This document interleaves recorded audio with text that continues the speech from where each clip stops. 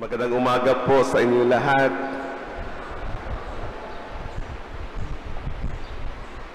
Maybe you feel blessed na nakasama niyo ako ngayon at tatlo nating mga gwapong pari sa katedral in full force. But we feel so much blessed as well na nakasama kayo.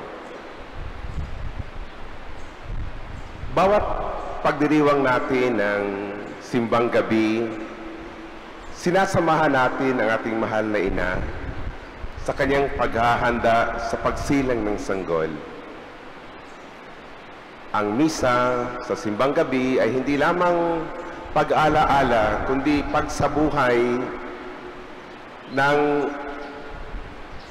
paglalakbay ni Maria hanggang sa pagbigay buhay ng kanyang anak na si Jesus. Si Maria ang unang cooperator, nakipagtulungan. She plays a central role in the history of our salvation that without her, we would not be here. Kung wala ang ating mahal na ina at hindi siya nagsabi ng, "Yes, Lord," her fiat, the salvation history would not be the one that we have now. Subalit mga kapatid, hindi lamang po si Maria ang tinawag ng Diyos para makipagtulungan. Marami ding ibang instrumento ng ating Panginoon. Noong unang Misa di Gallo, ating ginugunita ang papel ni San Juan Bautista. Kahapon, merong isang mahabang listahan ng angkan ng ating Panginoon na kahit yung iba ay maliit na papel lamang, ginugunita natin at pinaparangalan. Ngayon naman ay si San Jose. Bawat simbang gabi, merong mga taong binabanggit na naging kaagapay ng ating Panginoon para matupad ang kanyang planong pagliligtas sa atin. Di ba po sa bawat grupo merong masikat, pero may mga supporting cast. Kami ni Father Steve ay magkaklase kami sa theology. Siya yung pinakasikat noong araw. Pinakagwapo, pinakamatangkad. Pag pumapasok kami sa kantin, yung attention ay lahat sa kanya. Ngayon, hindi na lahat sa kanya kasi yung attention ay nasa akin na. Pero, meron din mga supporting cast si Father Steve nung araw. Hindi lamang siya yung artista. Lahat naman ay artista, kaso lang yung iba yung artistang binubugbog. Ganon din ang plano ng ating Panginoon. Gaano man kaliit ang ating papel, pag ginagampanan natin sa abot ng ating makakaya, tayo rin ay pinarangalan. Mga kapatid, pag nilayan natin ang papel ni San Jose sa ating narinig na ebanghelyo. Una sa lahat, si San Jose ay isang taong napaka-humble, magpakumbaba. Noong nalaman niya na nagdalang tao na ang kanyang kasintahan na si Maria, just imagine yourself to be in the shoes,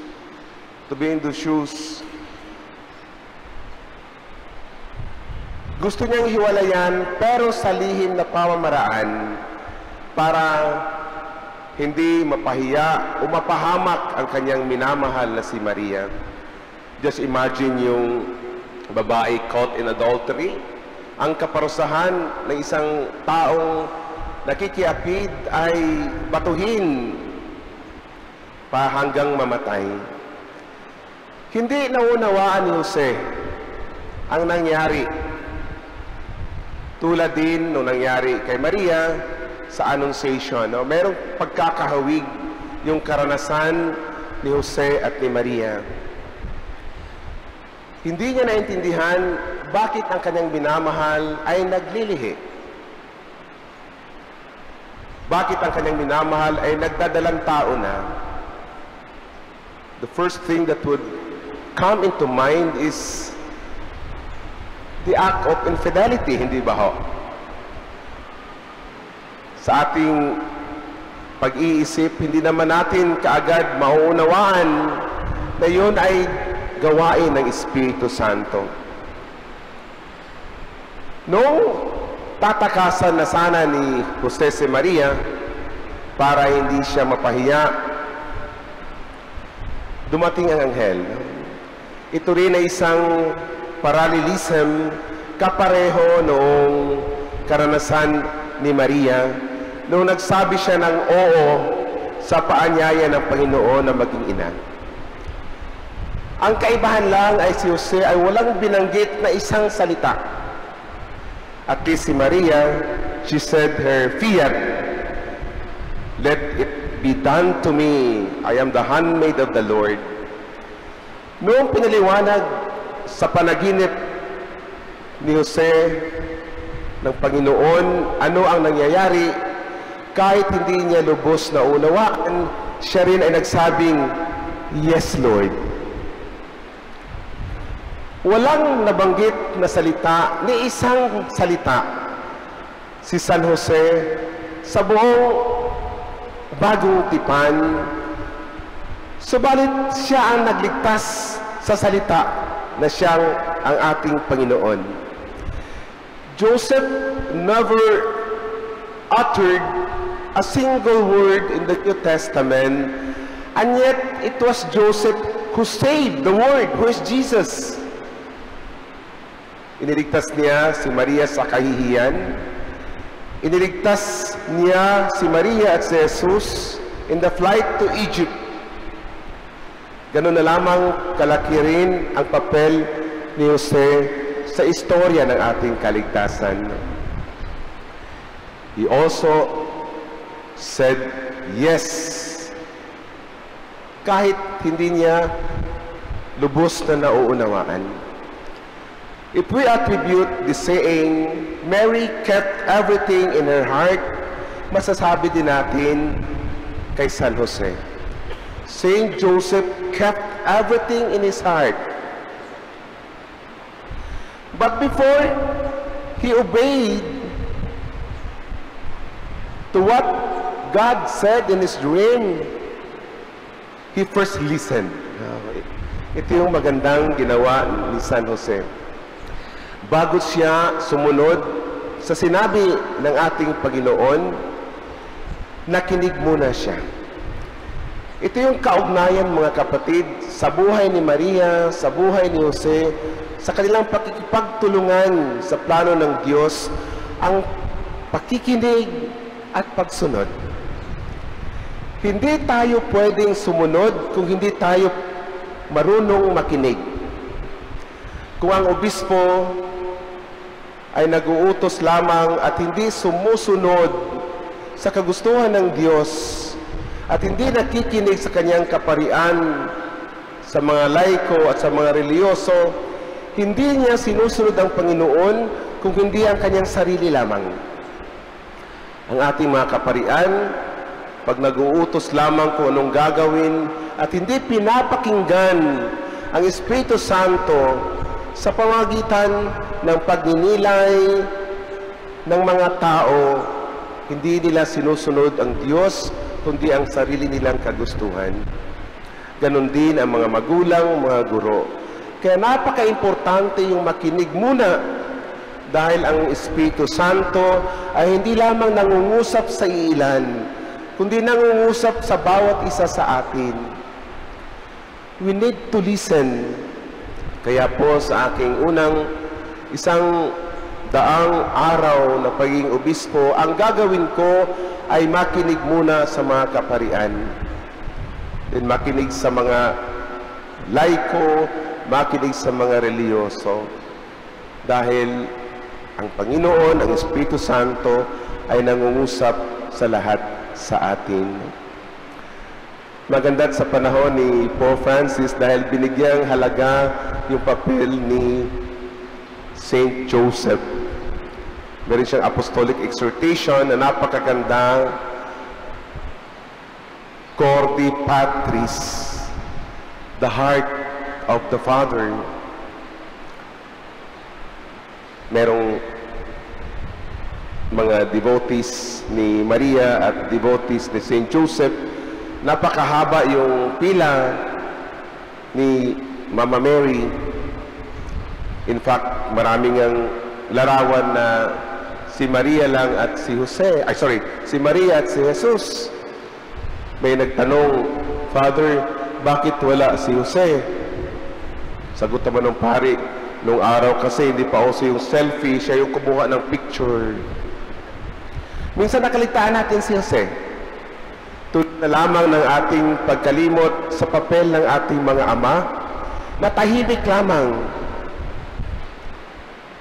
They have the last word many times, but this last word is, yes, darling, yes, darling. So mahaba yung pila para magbigay ng papuri kay Maria at ilan lamang yung nag-aalay ng dasal kay San Jose. At tanong nung pari, bakit napakarami ditong pila, napakahaba, dito napakakaunti lang? At sumagot yung pumila kay San Jose, alam mo, Father, kay Maria naman talaga kami pipila, pero napakahaba, so dito na lang kami kay San Jose. It's about time to recover also the centrality of the role of Joseph in the salvation history. Mga kapatid, sana tulad ni Maria at tulad ni San Jose, maganda binabanggit na yung San Jose sa Eucharistic prayer. Tayo din ay makinig. Maraming bagay sa buhay natin na hindi natin nauunawaan. Maraming bagay na hindi natin lubos na nauunawaan. At sana, tulad ni Jose, who said yes in silence, tayo rin din ay buksan ang puso at mauunawaan ang mas malaking plano ng Diyos. Kahapon narinig ko kay Father Mosky, napakagandang homily sa isang mass, sa isang patay. Pag nakatingin tayo sa isang kwadro, sa isang painting, pag lalapitan natin ng napaka-close, hindi natin ma-appreciate ang buong kagandahan ng work of art na yon. Pero pag we keep a little distance, mas ma-appreciate natin. Ganon din ang plano ng Diyos. Life can only be understood by looking backwards, but it is lived looking forward. Alam ko habang nakikinig kayo sa akin, maraming bagay, maraming katanungan, maraming bagay na hindi nyo intindihan. At sana, ang pagiging modelo ni Maria at Jose ay magbigay sa atin ng inspirasyon. Hindi man natin nauunawaan bakit nangyayari ito, balang araw, pagbalik tanawin natin, mauunawaan natin na ito pala ang kagustuhan ng Diyos. Sa huli, gusto kong ipabaon sa inyo yung sinasabi ni Pope Francis. Madalas, ako po ay nagkaroon ng pagkakataon na makatrabaho si Pope Francis sa Vatican sa loob ng 7 taon. Kaya kung may tanong kayo kay Pope Francis, pwede kayong lumapit sa akin, no? Nayakap ko na si Pope Francis, kaya pagyakapin niyo ako, para niyakap niyo rin si Pope Francis.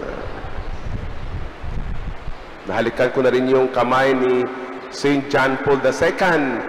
Kaya pag kayo ay humalik sa singsing, ako ay third-class relic na, parang hinalikan niyo na rin ang kamay ni St. John Paul II. Sabi ni Pope Francis, pag kayo'y nakaranas ng mga napakalaking pagsubok, mga pasanin sa buhay, at gusto niyong tumakas, madalas ito yung ating most immediate and human response, talikuran ang mga suliranin, talikuran ang sitwasyon, takasan. Sabi ni Pope Francis, huwag kayong umalis doon sa sitwasyon na yon, tulad ng ginawa ni San Jose. Huwag kayong tumakas dahil isang araw ipapadala ng Panginoon ang Espiritu Santo o kaya ang kanyang anghel para kayo palakasin, para kayo paliwanagan, para mauunawaan.